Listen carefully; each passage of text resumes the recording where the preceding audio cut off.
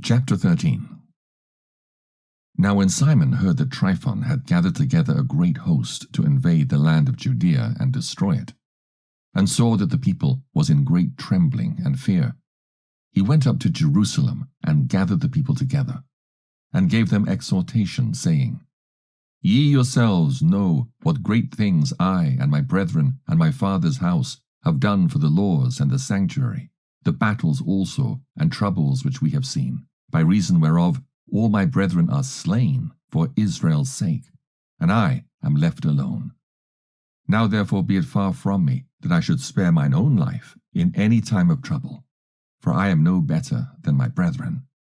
Doubtless I will avenge my nation and the sanctuary and our wives and our children, for all the heathen are gathered to destroy us of very malice. Now as soon as the people heard these words, their spirit revived, and they answered with a loud voice, saying, Thou shalt be our leader, instead of Judas and Jonathan thy brother. Fight thou our battles, and whatsoever thou commandest us, that will we do. So then he gathered together all the men of war, and made haste to finish the walls of Jerusalem, and he fortified it round about.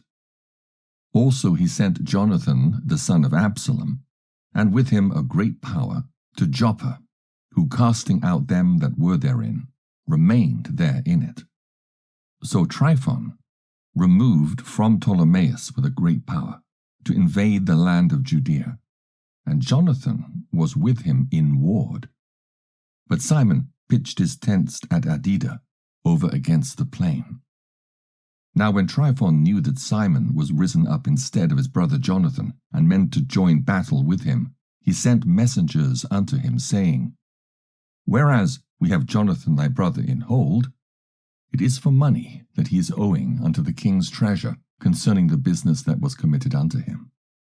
Wherefore now send 100 talents of silver, and 2 of his sons for hostages, that when he is at liberty he may not revolt from us, and we will let him go.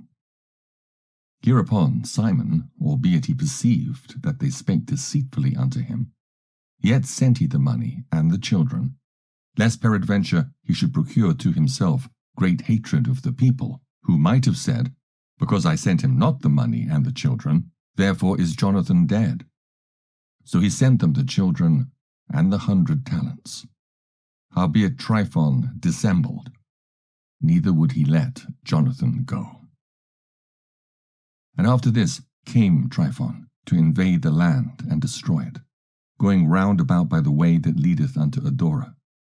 But Simon and his host marched against him in every place, wheresoever he went.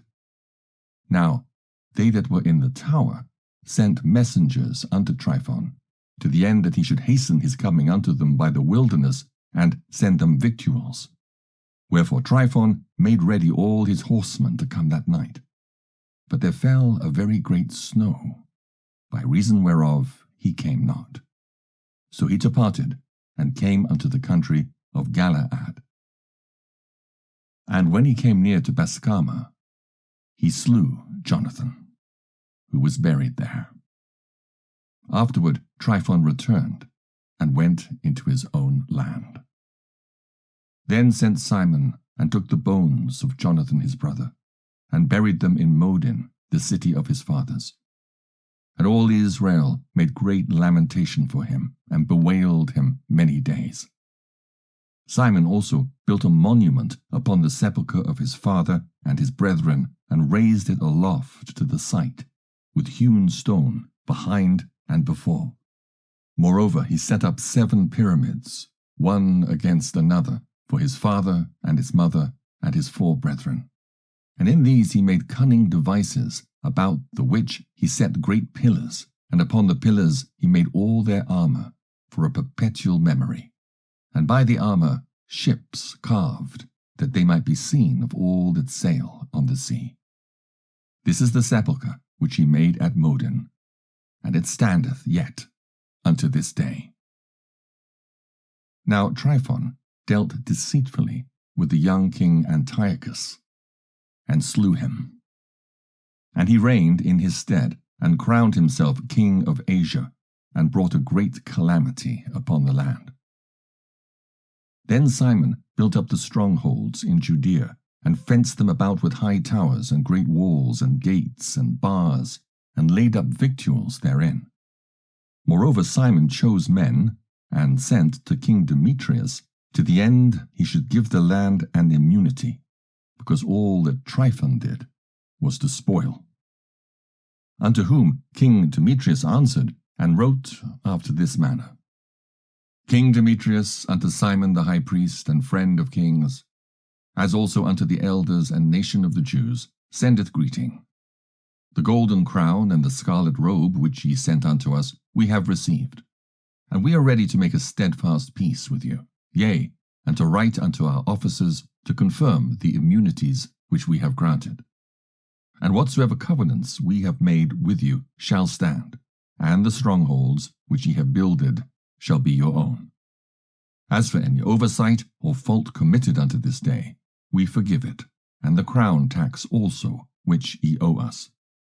And if there were any other tribute paid in Jerusalem, it shall no more be paid. And look, who are meet among you to be in our court, let them be enrolled, and let there be peace betwixt us. Thus the yoke of the heathen was taken away from Israel in the 170th year.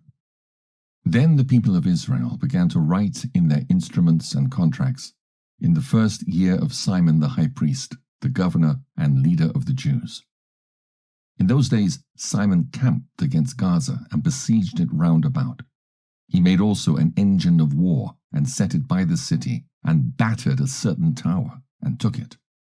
And they that were in the engine leaped into the city, whereupon there was a great uproar in the city, insomuch as the people of the city rent their clothes, and climbed upon the walls with their wives and children, and cried with a loud voice, beseeching Simon to grant them peace. And they said, Deal not with us according to our wickedness, but according to thy mercy. So Simon was appeased toward them, and fought no more against them, but put them out of the city, and cleansed the houses wherein the idols were, and so entered into it with songs and thanksgiving. Yea, he put all uncleanness out of it, and placed such men there as would keep the law, and made it stronger than it was before, and built therein a dwelling place for himself. They also of the tower in Jerusalem were kept so strait that they could neither come forth, nor go into the country, nor buy, nor sell. Wherefore they were in great distress for want of victuals, and a great number of them perished through famine. Then cried they to Simon, beseeching him to be at one with them, which thing he granted them. And when he had put them out from thence, he cleansed the tower from pollutions, and entered into it the 23rd day of the 2nd month in the 170th and 1st year, with thanksgiving, and branches of palm trees, and with harps and cymbals, and with viols and hymns and songs, because there was destroyed a great enemy out of Israel. He ordained also that that day should be kept every year with gladness. Moreover, the hill of the temple that was by the tower he made stronger than it was, and there he dwelt himself with his company. And when Simon saw that John, his son, was a valiant man, he made him captain of all the hosts, and he dwelt in Gazara.